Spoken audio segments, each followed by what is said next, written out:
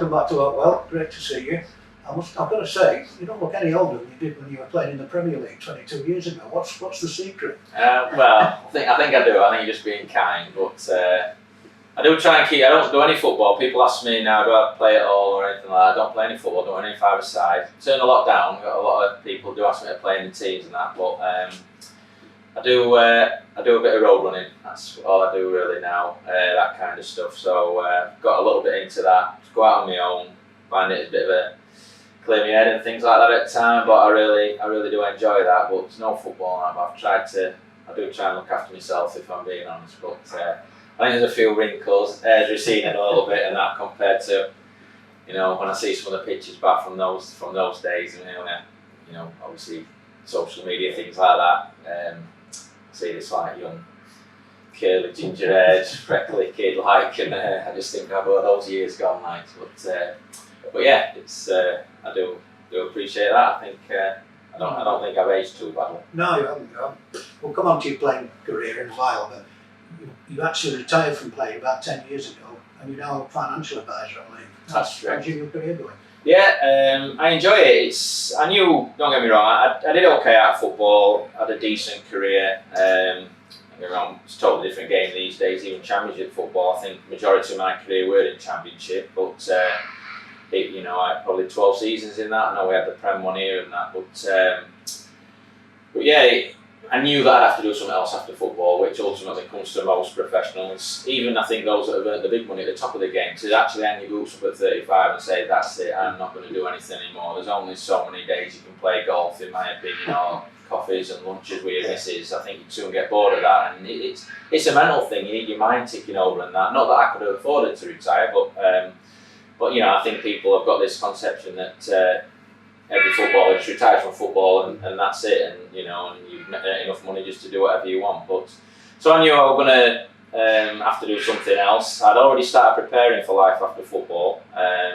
When I was at Lincoln City first, in the last 3 years of my career, I did a degree. I did that in journalism. Yeah, I did that, and I did a few bits down here with a football club for doing a bit of commentary and that, which helped get me my placement hours that I needed to do. But I did that purely because I thought I was going down teaching route. I had this vision of I'd started doing my coaching badges, so I thought I'd go do have my coaching badge behind me, got my degree, then go and do a year's PGCE, and I thought I'd maybe go into like a school, PE, that kind of thing, teaching. So that was my plan, and then I went to Mansfield Town, and my last couple of years footballing then, I did my old advisor was looking to get current players advising and getting qualified and doing that.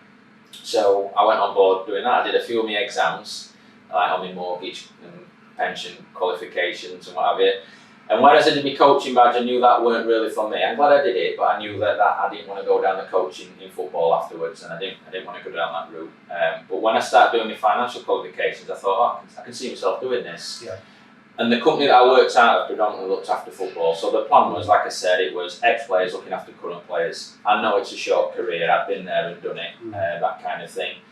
And I thought, I think I can add some value to other lads here at this point. So I did that, retired from football, went into the advising part of it, and then probably about 5 years ago, I made that decision to leave that company and go on my own. And I don't predominantly just look after footballers anymore. I'm pretty much all over market for anybody. And I do enjoy it. It's a difficult industry. There's compliance paperwork, it seems to get worse and worse, exams every year. But it's something that I've created. I've got my own company now with another ex-player, like Mark Stallard, who used to play it. Yeah. Me and Mark go back a long way, junior football, and then his career's actually crossed at the back end of our career.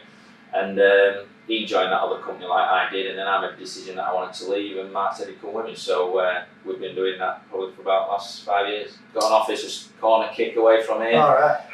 So being a Donny lad, but it works better for me. It's a lot easier from where I live in Doncaster to get into my office here than what it would be to crawl through traffic into Doncaster city town centre in the morning. So yeah, it seems to work quite well. So that's what I'm doing now, and quite enjoy it. Oh, good stuff. Glad it's going well.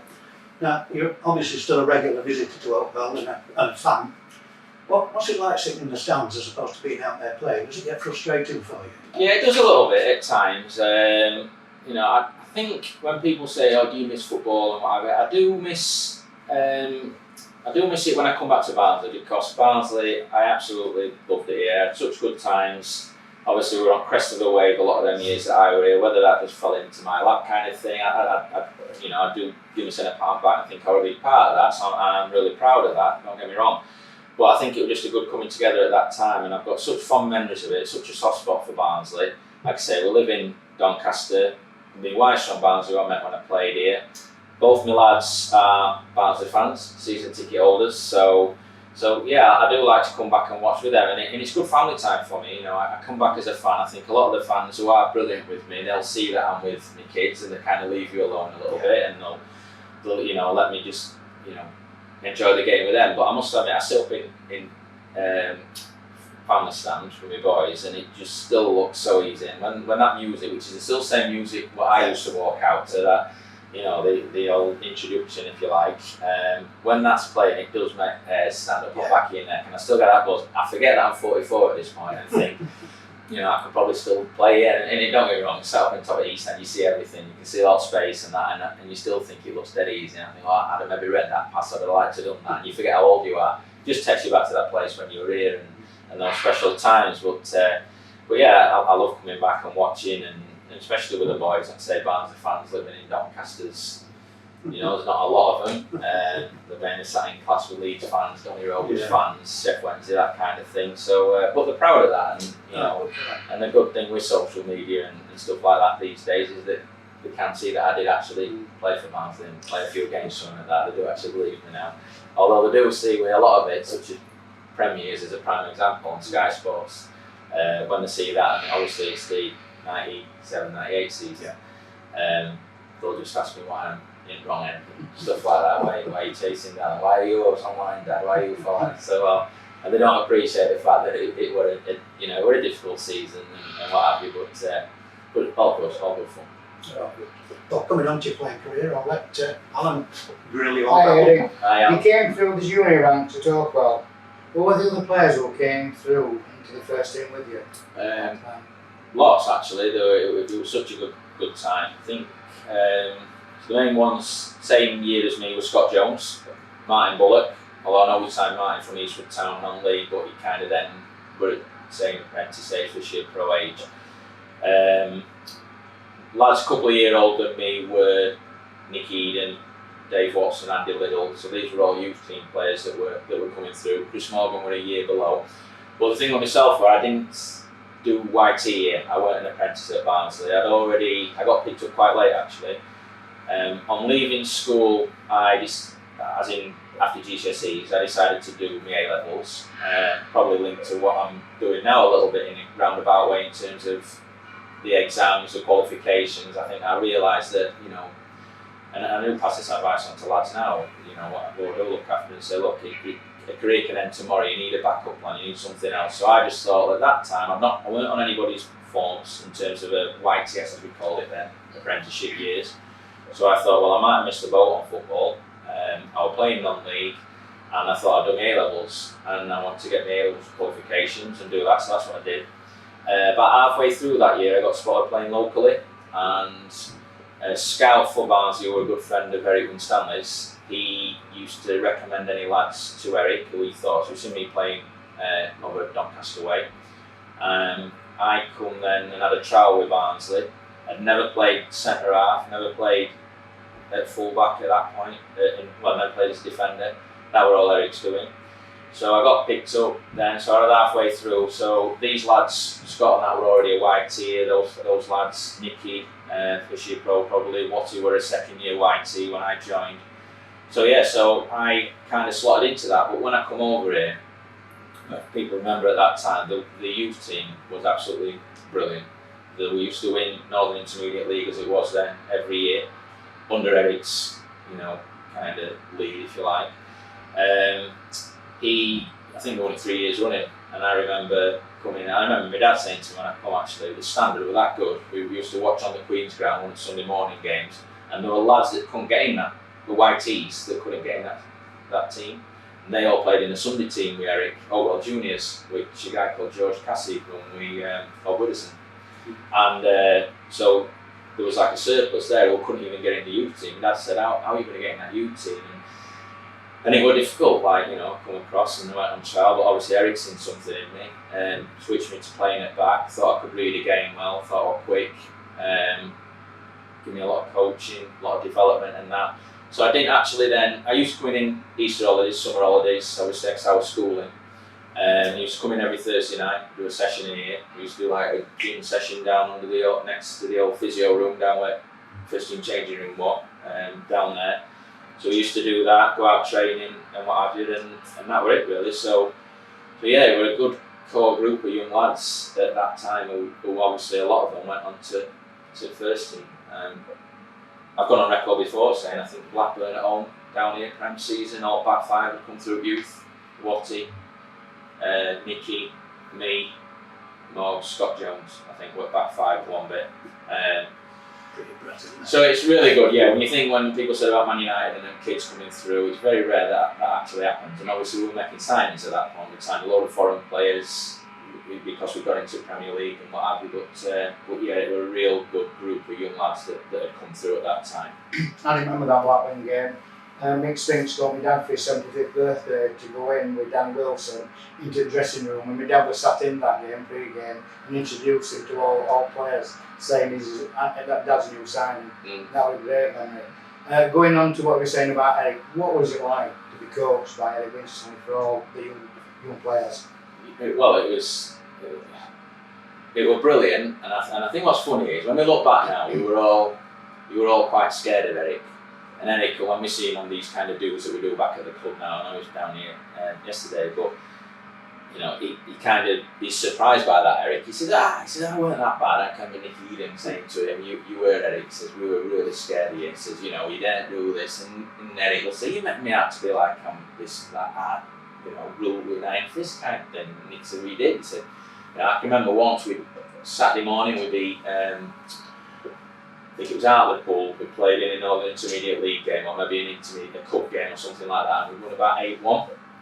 And we always used to do, I'm pointing, so I'm starting pointing to all these things that I remember here. I've got to point up to the Palace, I point at Queen's Ground, now I'm going to point to Lakes over there. But obviously the Lakes as I know it, when we used to train, the co-op ground were there behind before we've got this AstroTurf now here, this fantastic setup we've got here at Barnsley. But there were all the Lakes and we used to dread it, and Eric were renowned for it. We'd have this 12-minute run, and Eric, all he'd have to say was, get your flats on, lads, it was 12 minutes, and if you didn't do it and he'd come in that time, Eric would go in again, that's it, go on, not good enough, but he'd be like, you know, and you've got this respect for Eric, but we were scared of him, and you know, one of my first games, I remember playing at Sunderland away, and I'd come in out of school, and Eric took me out of school to play in this game, and I did alright actually, but Sunderland training ground was notorious, always windy, it was a terrible day, we got beat. And Eric were absolutely, it was the first time I'd ever seen Eric fuming like he were. I remember he booted the big silver skip, I used to take the kit in, it got a big dint in it where he booted it, we were going red, he was like frothing at mouth. He were absolutely, I could see all YTs were like, and that's what Eric was like, but, I mean, don't get me wrong, he was brilliant for us and what have you, but we definitely had this where we were worried what Eric were going to do. But, and I don't think they're all wrong with that, I think it's totally opposite way these days, you know, young kids, they're not taught that, they don't have to do any jobs. We're all part of your grounding. You know, if you clean first team dressing room floor, Eric could come in and inspect it, they're a bit of muddy, you know, you're doing it again. And it was standards and it was respect and it were things like that. So, but he were absolutely brilliant for me. He gave me my chance. Like I say, switched me to back. And what have you, loads of coaching and that, and I can't speak highly enough of him. But, and obviously, I didn't realise how much of a legend he was, because I was never a Barnsley fan growing up. You know, I'd go watch Donny Rovers and what have you, for sins. But you know, that were it. I just the only times I'd come to Barnsley really were to play for against Barnsley boys for Doncaster boys, which I did on a Saturday, and maybe odd time on a Sunday morning fixture we'd do that. And never had any reason to come to Barnsley. So I didn't really realise how big. But then obviously I got here, and then you start, you know, reading about the place, you come on match days, the programmes and that, come and watch, you know, and I would then play for that youth team and things, you start learning, and you realise that how big you were really and what he did, and fantastic for me. Great book. How did you transition from intermediate reserves going for your first team debut? Well, it's funny because halfway through my A level, so what happens is then your next progression, then again, it's totally different to these days. It's under 23s team, and you know, for me, it were your next stage after getting into youth team, which I did, and I got into that intermediate side, and then you're getting reserves. But the reserves then were reserves as I know it, which were like playing against men, but weren't getting in first team or were coming back from injury. None of this under 23s or only 3 overage players, whatever it is. I've probably lost track of what it is nowadays, but I know it's mainly geared around younger kids and that. But yeah, I went into reserves and they were brilliant for me actually, because my first game I played were against Notts Forest here, and I played on Oakwell in the FA Youth Cup. Probably the year before for Eric against Notts County down here, and then so now I'd love to have played on Oakwell. You know, I played on Bellevue before at Doncaster for obvious reasons, like I say with my Donny connections, but I never played on a ground like that. So to play on Oakwell were brilliant in that game. But then the reserves were played on here as well, and we played Notts Forest down here, and I can remember that was my debut in reserves, which was brilliant. I played in here. Still at school at this point, doing second year A levels, and then the week after I kept my place and we were playing Manchester United reserves at Berry's Gig Lane. So I come out of school, Eric, being the bloke that he is, come across and pick me up. So I said, well, I don't drive, Eric. I says, my mum's at work, my dad's at work. I says, if I get, and it kind of, I think what happened maybe, they'd left it a little bit late for me to get called up, and Eric presumed that I knew I'd be playing. I said, well, I didn't know I was going to be playing because I weren't here every day. I weren't doing my YT duties. I know they put a squad list up, and you know I weren't privy to that, so I was at school. And he went, no, you're playing. I said, I can't. It was the old X19 bus, which was the Doncaster to Barnsley. So I says, Eric, so I'm going to get a bus into Donny. I says, then I don't know what X19 is. And then I've got to come through Mar and through, you know, Darfield on that X19. I said, I can't get across. Right, where do you live? I'll come across and pick you up, which was brilliant. I said, Harry Stanley's going to come and pick me up. So, and he did, and he got me across there and went and did that. But played at Man United, Steve Lane. I've still got the team sheet today. Because at this point, I still didn't think I was going to ever make it. You get into a pro, there was no mention of a professional contract. And playing for Man United on that team sheet, so I was down Adrian Moses, number 5, Brian Robson was number 7, Dion Dublin were playing up front, Les Seeley were in nets, Lee Martin were left back, there was somebody else on team sheet, Brian McClare were on this team. So I'm looking at this, and so I've got this Pontins League team sheet that you got there, which was the old Man United cover where the two were shaking hands like you get on a first team manual cover. So I thought, oh, that's brilliant. And going back into school the next day, you know, played against Brian Robson last night, you know, England captain, unbelievable for me. So that was your next step up to prove that you could do it at that level. And obviously I must have done okay. And this was towards the end of the season, towards the end of what would have been my second year YT.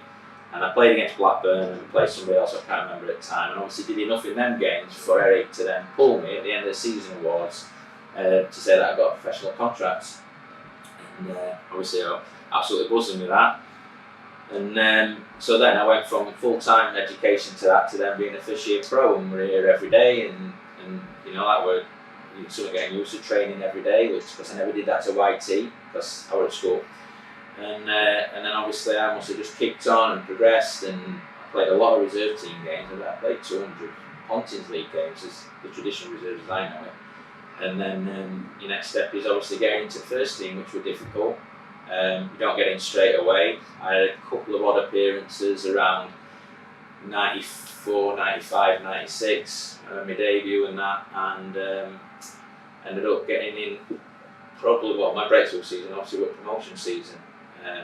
You know, unfortunately Steve Davis broke his leg away at QPR, and that were I played a few games at this point, but that was my breakthrough, and obviously I got in the team and pretty much stayed right until the end of the season. I was saying before, timing worked brilliantly for me because I got in the team as club got promoted to the Premier League, so you know, I ended up playing most of that towards the end of that season. So that was great, but yeah, it's you still. I think that first year I only signed a year's pro, and that was Mel Machin that gave me that contract. Funnily enough, he'd seen me in those Resi games, but Mel left in that summer, so I did 93 was my first year pro. Then obviously Viv and Danny come in, and Viv was my manager. At the end of that season, Viv gave me another year, so he gave me another year's pro, so that was my second year pro. And then Viv left to go to Borough with Brian Hobson, and Danny then took over, and obviously he must have liked something in me as well, Danny, because he break through into that team and what have you, and that was my real way into first team, I suppose, if you like.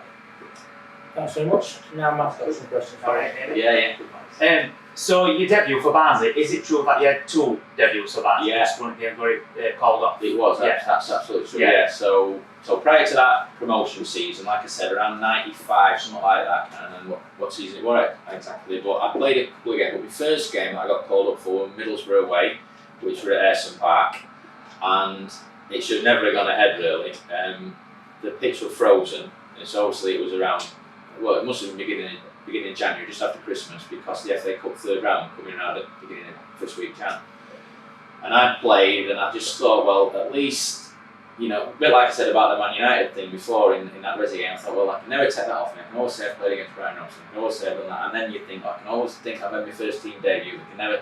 So I played that game, and it was ridiculous. It were like everybody were on ice skates, so that's how bad it were. It was frozen solid, ref should never have played it, and it was that bad. I remember it first half, I think Andy Rammell was a sub, and I can remember Ram going into change rooms and they were chucking our trainers on that we'd gone up in our tracksuits, but you'd got like white running trainers type for what you got on a pair of like Reebok Classics, and we'd all got studs on there and moulds, that kind of thing, and everybody were just, and it was dangerous really, because you would slide, bang your head like concrete.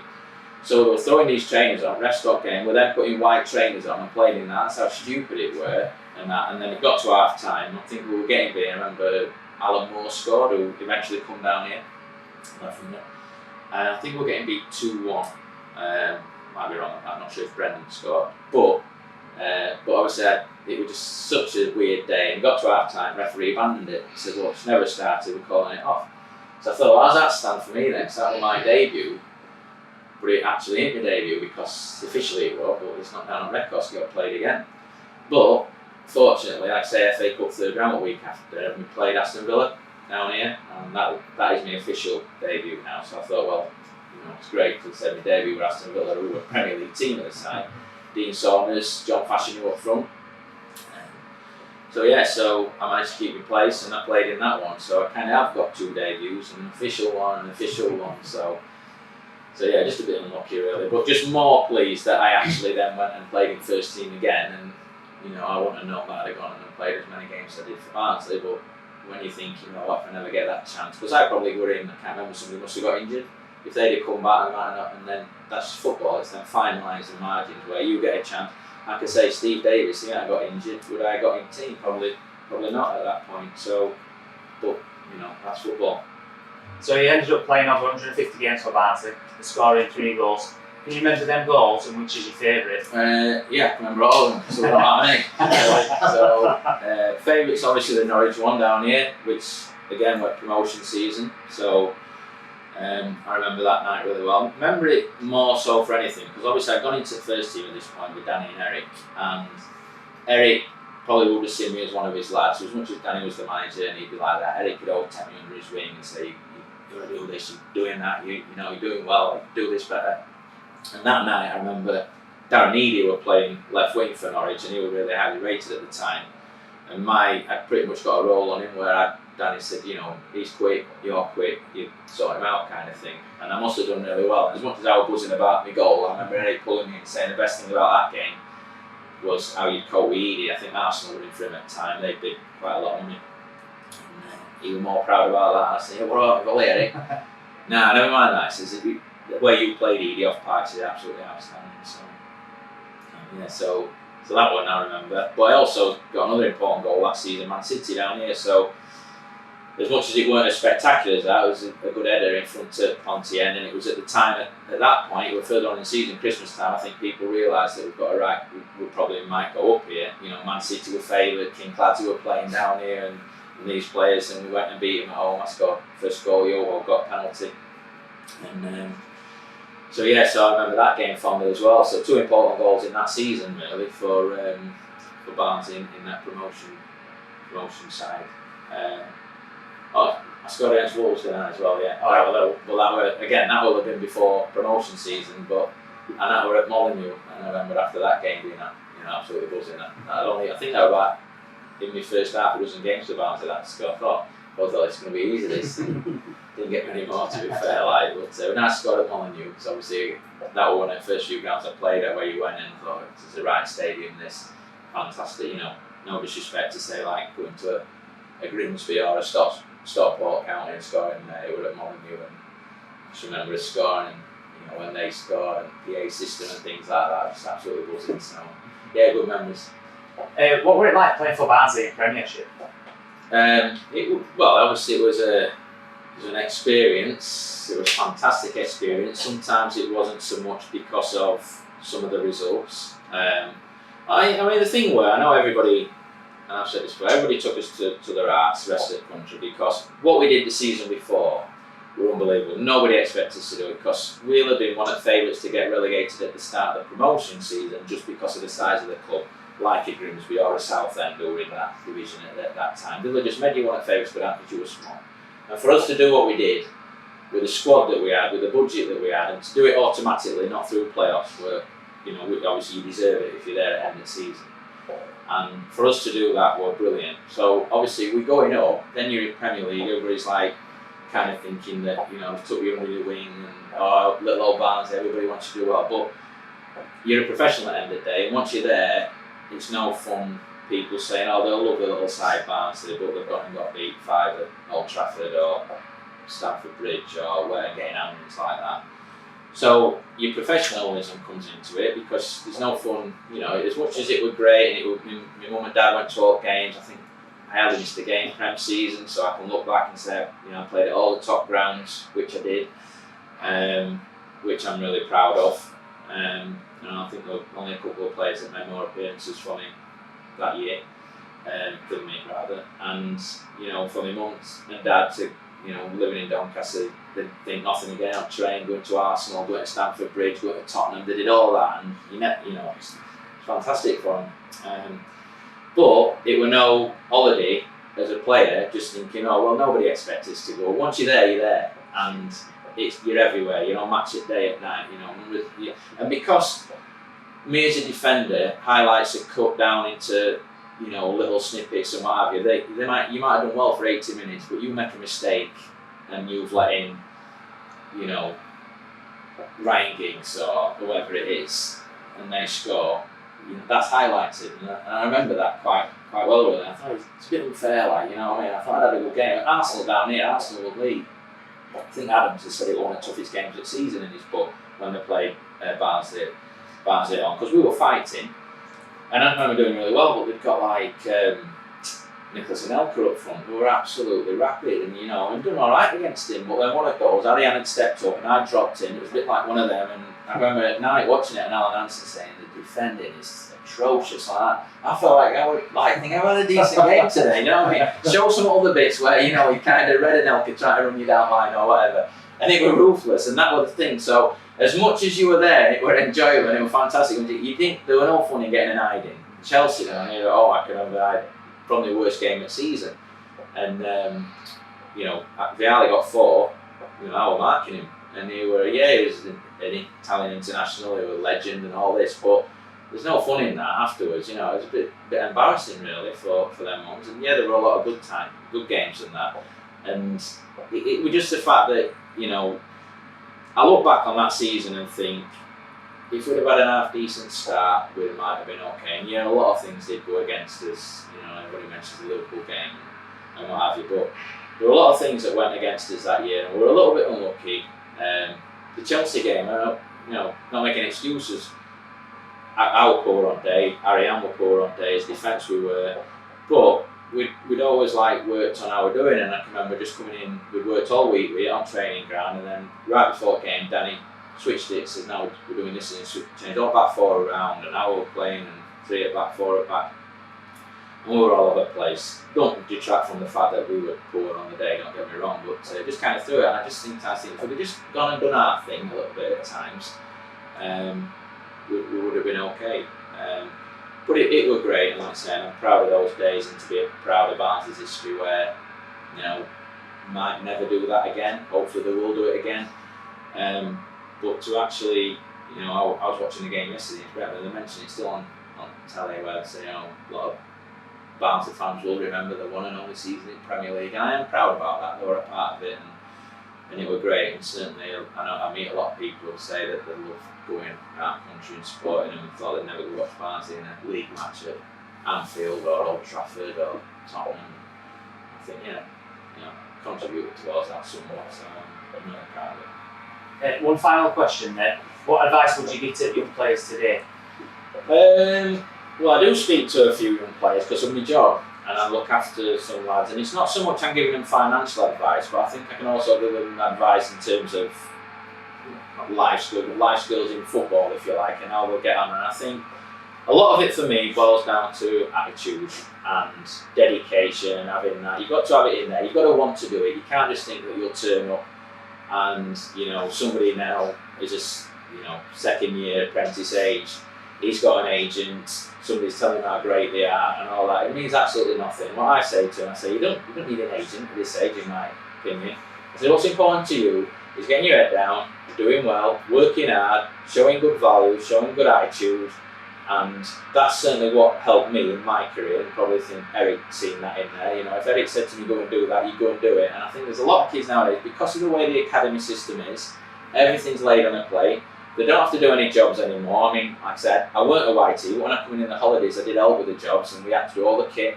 We'd paint the wall red. You'd clean Danny Wilson's car. You had to sweep the toilets on a Monday morning after a first team home game. You had to sweep the stands. That's all been taken away from them now, and I understand why it has a little bit. But I don't think there's anything wrong with that. And in terms of grounding, and if, like I say, if Danny said clean my car, you certainly won't. But I think there's an element these days. I think it's the same in schools. I just, you know, I want to dream the same up to my school teachers for one, for getting into trouble, two, what my dad would say to me, you know, I got into trouble when I got home. Now I think the parents are on the side of the kids, and I think it's gone a little bit that way for me. I think it needs to come back this way a little bit, yeah. And you know, I'm all for banter and stuff like that, and there is a line that you can't cross. But I do think if you're showing a good attitude and a work rate and then kind of morals and ethics and hard graft, then that'll take you a long way in football. And I think you've always got to be willing to listen and learn. Any young lads that I see today, I say, you have a good game, it means nothing. I said, you forget about it, you move on to the next one. I said, because as soon as you start believing that you've made it and you think that you're great and you think you're this, that and other, I said, that's the day that there's always somebody waiting to take your place. There's always a manager waiting to have a pop at you and you're not doing it. And I says, and you just got to be at it all the time, and that comes from having that desire to having to want and do it. And I think attitude and commitment and I know the traditional values, but I think that goes a long way. Adie, we've all watched you out there many times. You've given us a lot of pleasure, and you've given us a lot more today. It's lovely to have you back. Thanks for your time. Yeah, no problem, you're welcome. Thank you. Cheers. Thank you.